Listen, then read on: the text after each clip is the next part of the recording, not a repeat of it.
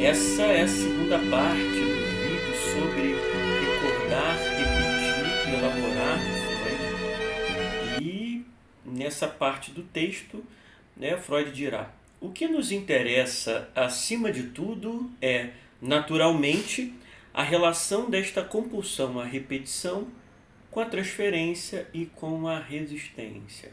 Então vamos lá. Qual a relação desta compulsão à repetição com a transferência? Para o Freud, a transferência é ela própria um fragmento da repetição. A transferência é uma repetição do passado esquecido, não somente para o analista, que ele chama aqui de médico, mas para todos os outros aspectos da situação atual. Esse é um texto muito clínico, um dos trabalhos clínicos do Freud, e ele aconselhará o analista: devemos estar preparados para descobrir, portanto, que o paciente se submete à compulsão à repetição, que agora substitui o impulso a recordar. Lembra que nós falamos no primeiro vídeo, Ele repete porque não recorda. Então ele repete. E ele tem então uma tendência a repetir não somente na transferência aquilo que não é recordado, mas também em cada diferente atividade e relacionamento que podem ocupar sua vida na ocasião.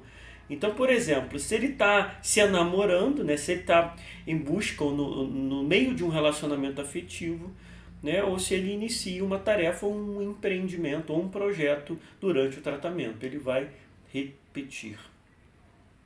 E também há o papel desempenhado pela resistência, que para o Freud é claramente identificável. Então vamos lá. Qual então a relação desta compulsão à repetição com a resistência? Guardem isso. Quanto maior a resistência, mais extensivamente a atuação. Quanto maior a resistência, maior é o acting out. Então, quanto maior a resistência, mais extensivamente o acting out substitui o recordar. Então, o recordar do que foi esquecido na hipnose, quando o paciente começa um tratamento analítico, e a psicanálise ela vai se desenvolver com esse rompimento do Freud com a hipnose, quando há uma transferência branda, ele vai dizer, quando o tratamento começa sob os auspícios de uma transferência positiva branda, é possível então que o paciente ou a paciente comece a desenterrar as suas lembranças, tal como a faria na hipnose. Mas à medida em que a análise progride, surgem então as resistências. E à medida que a análise progride, a transferência se torna hostil ou excessivamente intensa, portanto precisando de repressão. E quando isto acontece, dá lugar ao acting out. Então o acting out, que é uma forma de resistência, determina a sequência do material que deve ser repetido. O paciente retira do arsenal do passado as armas com que se defende contra o progresso do tratamento. Armas que lhes temos de arrancar uma por uma. Essa frase é importantíssima, Ou seja, num determinado ponto da análise, por causa da intensidade da transferência, a repressão surge, e o paciente começa a retirar do arsenal do passado, que seria isso, as formas infantis com que o paciente aprendeu a lidar com as suas primeiras angústias, os seus chamados mecanismos de defesa. Eles começam a surgir, E aí a análise se transforma numa análise das resistências, porque essas resistências precisam ser analisadas uma a uma, e não apenas analisadas uma a uma. É como se fosse, a linguagem do Freud é bélica. Nós precisamos arrancar, lutar contra essas resistências uma a uma. Ele continua dizendo: aprendemos que o paciente repete ao invés de recordar, e repete sob as condições da resistência. Podemos agora nos perguntar: o que ele repete então, Vinícius? Freud responderá: ele repete tudo o que já avançou a partir das fontes do reprimido para a sua personalidade manifesta. O que? Suas inibições, suas atitudes inúteis e seus traços patológicos de caráter. Repete também todos os seus sintomas no decurso do tratamento. Então, há uma repetição dos sintomas. Na análise, conforme a transferência vai acontecendo, surgem as resistências. A análise, então, se transforma numa análise das resistências. E o que são as resistências? São as repetições. Essas repetições são as inibições, atitudes inúteis e traços patológicos do caráter. E um detalhe, e esse destaque é importante, Freud dirá: olha, é importante esclarecer que o estado de enfermidade do paciente não cessa, não pode cessar com o início da análise. Então a análise não é um evento, é um processo. Eu sei que nos dias de hoje, em algumas abordagens da própria psicologia, há uma crítica ao elemento processual da análise. Então há, especialmente pela rapidez, pela velocidade, há uma busca por uma análise fast food, uma análise instantânea.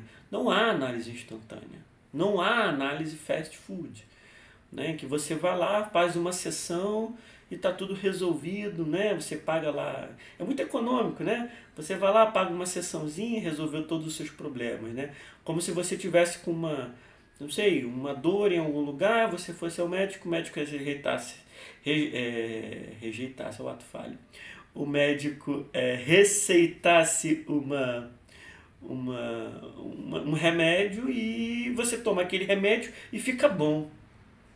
Não é isso, Então a análise é um processo, a análise não é evento.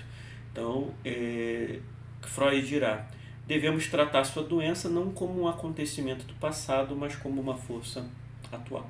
Ou seja, o paciente experimenta isto como algo real e contemporâneo. Então, a análise não é simplesmente olhar para o passado e ficar para o passado como se nós estivéssemos fazendo uma análise de uma roupa velha que foi no passado, que não é mais usada. O problema é que esta roupa inadequada, fora de moda, continua sendo usada. Continua sendo usada. Então vamos lá. Enquanto o paciente o experimenta como algo real e contemporâneo, temos de fazer sobre ele nosso trabalho terapêutico, que consiste, em grande parte, em remontar no passado. Então é do presente para o passado, não é pelo passado somente, mas o quanto há no passado que implica no presente. Então inicia-se o tratamento, E iniciar o tratamento já é algo muito importante na vida daquele paciente. Implica numa mudança na atitude consciente do paciente para com a sua doença. Ele habitualmente se contentava em lamentá-la, desprezá-la como absurda e subestimar sua importância. Quanto ao resto, estendeu às manifestações dela a política de avestruz de repressão que adotara em relação às suas origens. Então, o que Freud está dizendo aqui é que começar o tratamento, o início do tratamento analítico, produz uma mudança de postura na forma como o paciente se relaciona com o seu sintoma. E ele dirá: o paciente tem de criar coragem para dirigir a atenção para os fenômenos de sua moléstia.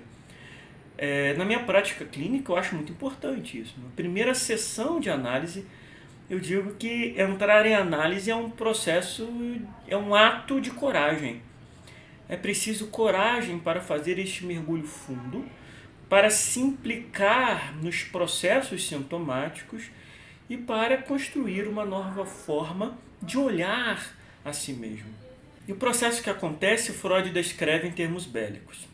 A partir do momento em que o paciente se volta e entende que este sintoma produtor de sofrimento deve ser tratado como um inimigo, imediatamente as resistências surgem para confrontar esta nova atitude. Essas resistências produzem, por exemplo, um questionamento do próprio processo analítico, um questionamento do próprio lugar do terapeuta e uma nova tolerância para com seus próprios sintomas. Ele perguntará: será que é tão ruim assim? Será que isso não faz parte de mim e não tem como ser mudado? Será que eu não tenho que me aceitar desse jeito neurótico, obsessivo? Né? Será que é possível mudar? Freud dirá: se esta nova atitude em relação à doença intensifica os conflitos e põe em evidência sintomas que até então haviam permanecido vagos, podemos facilmente consolar o paciente, mostrando-lhe que se trata apenas de agravamentos necessários e temporários e que não se pode vencer um inimigo ausente ou fora de alcance.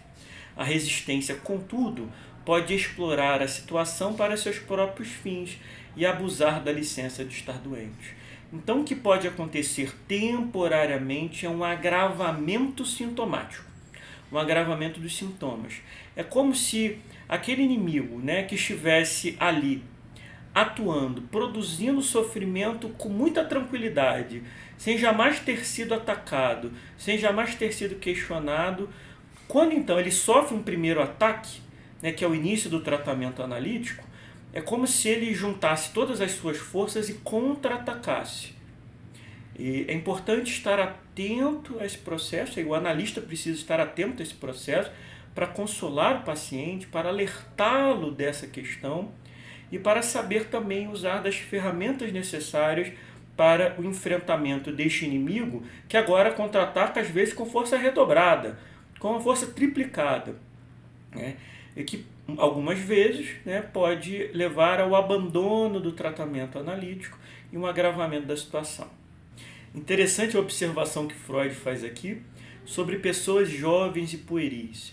Eu não sei se tem a ver com juventude, mas talvez com uma certa imaturidade, uma certa infantilidade no amadurecimento psicológico. Ele dirá: pessoas jovens e pueris, em particular, inclinam-se a transformar a necessidade imposta pelo tratamento de prestar atenção à sua doença numa desculpa bem-vinda para regalar-se em seus sintomas. Aqui seria o conhecido chutar o balde. Chuta o balde, e deixa rolar, e mergulha de cabeça nisso daí.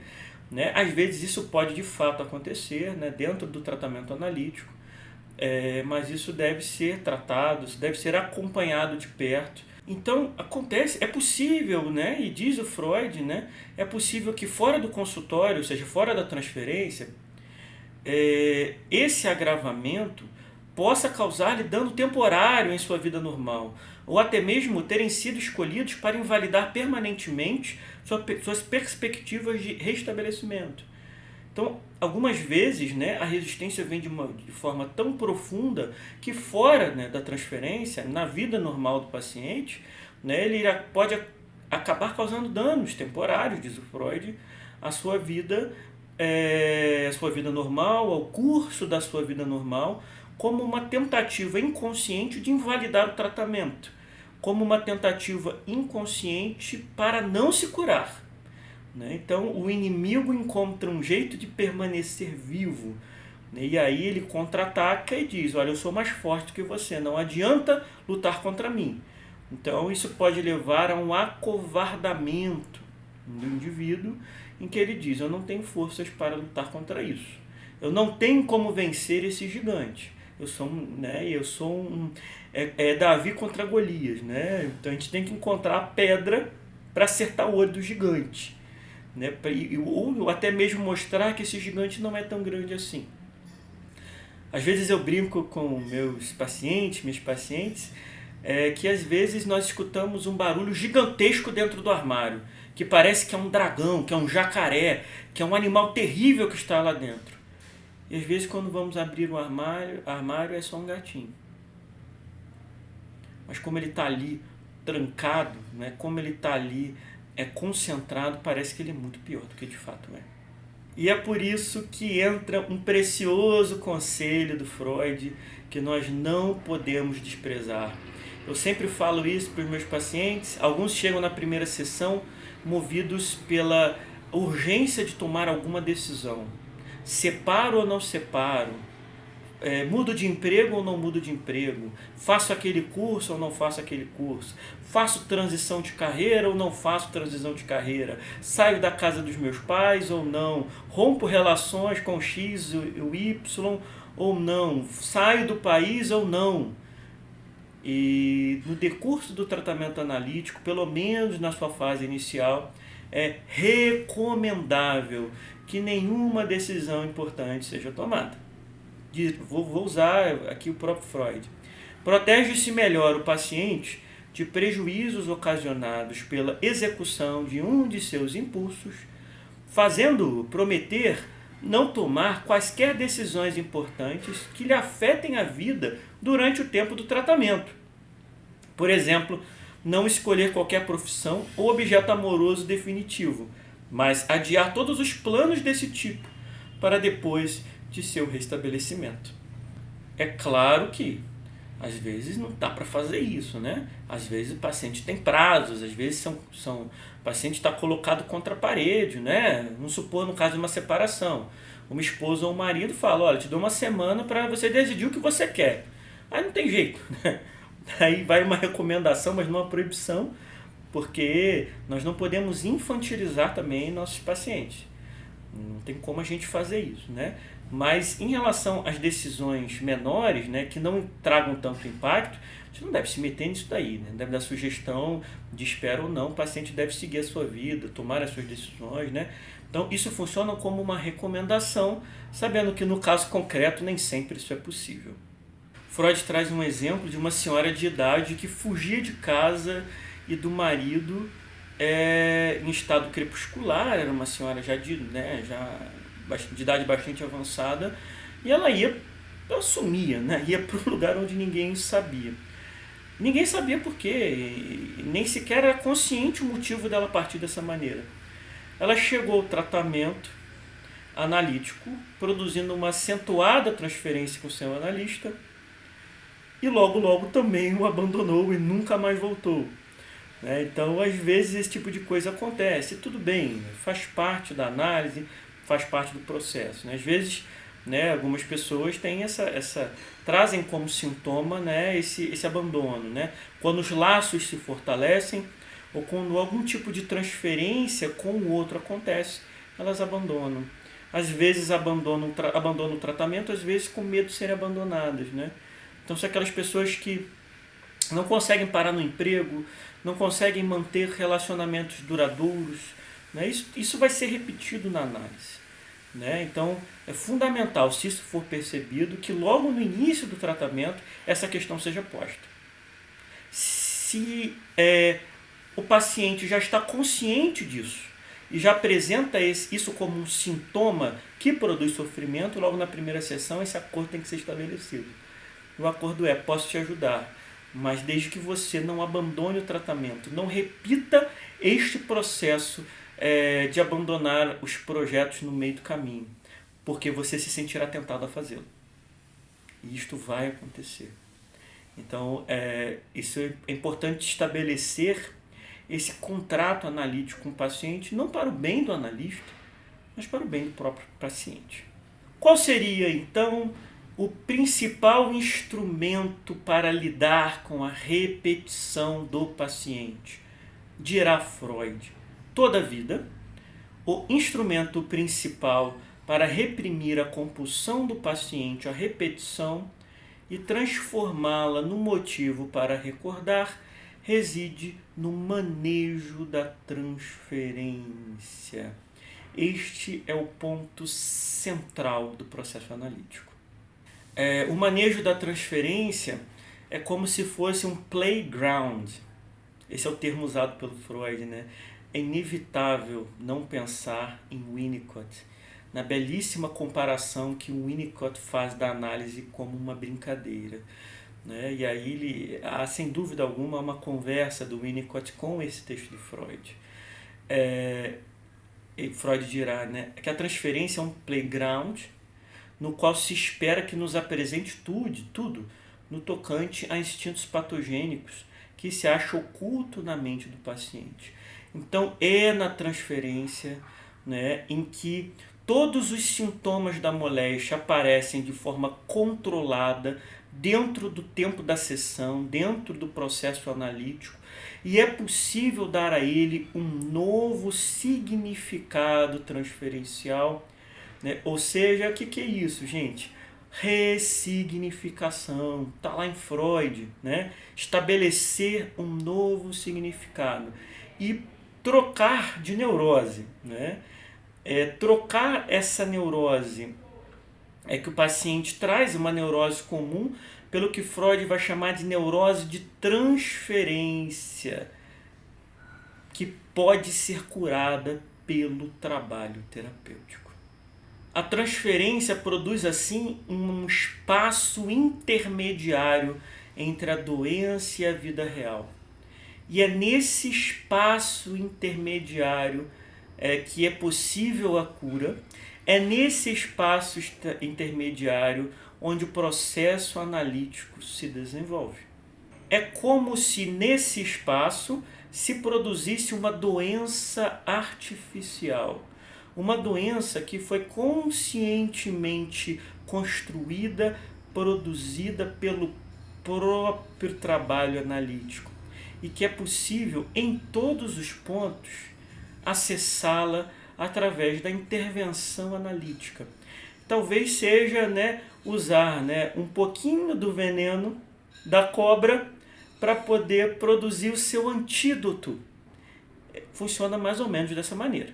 Falando de forma mais prática, o paciente então repete na transferência, não é, as relações, especialmente os caminhos familiares da sua própria história. Então o paciente vai, durante o processo analítico, com o seu analista, encontrar nele o pai, a mãe, o irmão mais velho, o irmão mais novo, um amor do passado, um amigo, alguém importante na sua vida, o produtor de um trauma, alguém que consolou diante de um trauma, né? Alguém que cuidou ou alguém que abandonou, né? E isso, ao longo do processo analítico, né, leva o paciente aos caminhos familiares, à questão original, produtora do seu sofrimento, produtora dos seus sintomas, e após a resistência ter sido superada. Ainda sobre a resistência, qual o primeiro passo para superar as resistências? Freud dirá: o analista precisa revelar as resistências que nunca são reconhecidas pelo paciente e torná-las familiares. É tornar o estranho familiar para o paciente, né? Então nós vamos falar sobre essa resistência, conversar sobre ela, analisá-la e colocá-la como um tema das sessões de análise, né? E vamos vencê-la, muitas vezes simplesmente por revelá-las, outras vezes, né, como um trabalho de vencê-las pelo cansaço. Pois é, mas uma pergunta muito comum e uma ansiedade dos próprios analistas e dos analisandos quanto a isso. Muitos dizem: legal, Vinícius, eu já sei do que se trata. E agora, o que eu faço? Às vezes, isso é algo tão recalcado, tão profundamente escondido, que a simples revelação do material oculto já é produtor de cura. Mas não é sempre que isso acontece. Eu não tenho dados estatísticos para isso, né? Mas é muito comum que a simples revelação não produza resultado. Muito pelo contrário. A revelação, às vezes, produz um fortalecimento da resistência. O paciente fica angustiado quanto a isso. Ele diz: agora, parece que piorou. Depois que eu soube, eu me sinto pior. E para analistas início de trabalho, podem se angustiar, falar, olha, eu não sei o que fazer, eu sinto que meu trabalho pode estar sendo inócuo, ineficaz.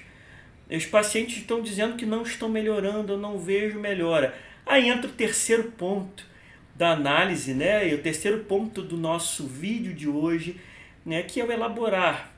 É preciso dar tempo ao paciente para conhecer melhor esta resistência com a qual acabou de se familiarizar, para elaborá-la, para superá-la, pela continuação em desafio a ela do trabalho analítico, segundo a regra fundamental da análise. Não é um evento, é um processo. E nos dias de hoje, como eu disse, não dá para fazer análise fast food. Não dá para fazer análise TikTok. Não é assim que funciona. É um processo. E esse processo é o chamado processo de elaboração. E o processo de elaboração é um trabalho que envolve a ação do tempo. É preciso conhecer, se familiarizar com esta resistência.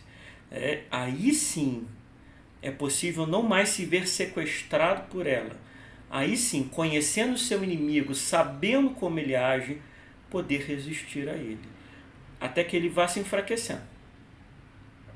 Se enfraquecendo. Ficando cada vez mais nebuloso e, enfim, possivelmente desaparecendo. E aí eu vou concordar com Freud, claro, né? E eu percebo muito isso na minha prática clínica, compartilho com vocês, que para vencer a resistência é preciso que ela chegue ao auge. Então, às vezes é preciso que a resistência esteja no seu momento maior, mais forte, mais poderosa do que nunca. Como se fosse uma gigante, né? Golias, Davi Golias mesmo, né? Para que a queda dela seja uma queda definitiva. Freud dirá, só quando a resistência está em seu auge é que pode um analista, trabalhando em comum com o paciente, descobrir os impulsos instintuais reprimidos que estão alimentando a resistência.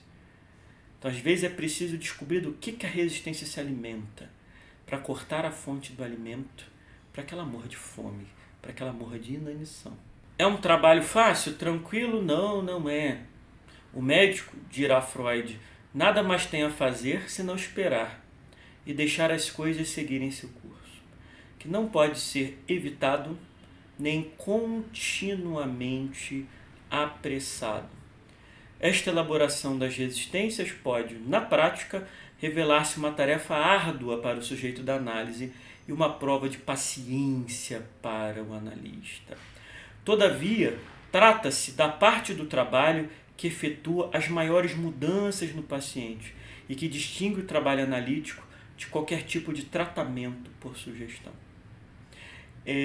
Dizendo de outro modo, né?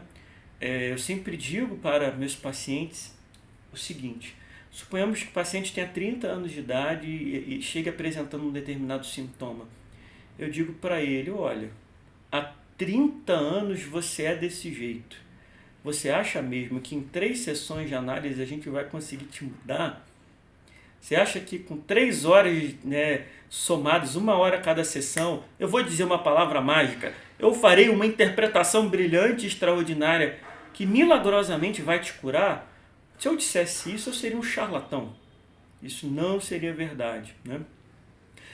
Então, gente, mudanças profundas exigem elaboração. E a elaboração é um processo. E esse processo, como não é um processo, não é um evento, esse processo depende da ação do tempo. Depende do conhecimento, sim, mas também da sabedoria. E eu gosto de distinguir, né, conhecimento de sabedoria. A palavra sabedoria, né, na sua origem latina, saber é a mesma palavra que dá origem a sabor. Então, o conhecimento é algo que fica aqui no âmbito racional mental. A sabedoria é algo que parte dos afetos, né? Então, não basta conhecer, mas é preciso ter sabedoria dessa resistência. É preciso saboreá-la, senti-la, conhecer profundamente.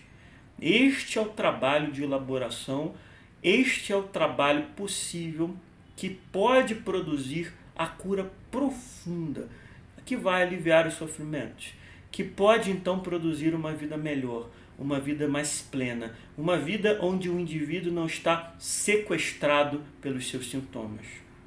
Encerramos então esse nosso segundo encontro, né, em que tratamos de clássicos da psicanálise.